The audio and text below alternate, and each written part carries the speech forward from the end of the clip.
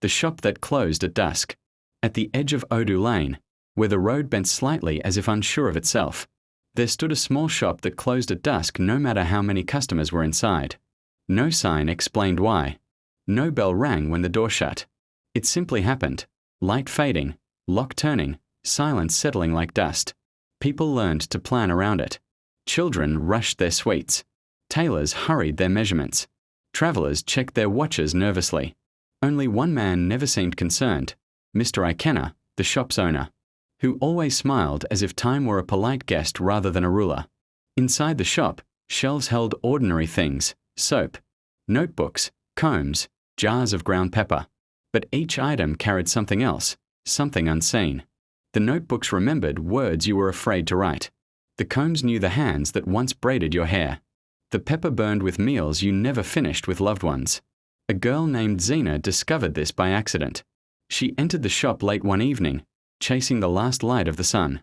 As she picked up a small mirror, it reflected not her face but her mother's laugh, clear and warm. Just as it had been before illness quieted it forever. Zena gasped, dropping the mirror. Mr. Ikenna gently placed it back on the shelf. "Things keep what we leave behind," he said softly. "But why close at dusk?" Zena asked. Mr. Ikenna looked toward the door, where shadows were already stretching. Because memories grow louder in the dark. Too loud for most hearts. As dusk fell, the shop closed with Zena still inside. Panic rose in her chest, but the room did not darken. Instead, it glowed gently, filled with murmurs, lost apologies, unfinished dreams, forgotten courage. She felt overwhelmed, then strangely calm. When the door opened again at dawn, Zena stepped out changed. She no longer feared remembering. She visited the shop often, never staying past dusk, always leaving lighter. Years later, the shop vanished.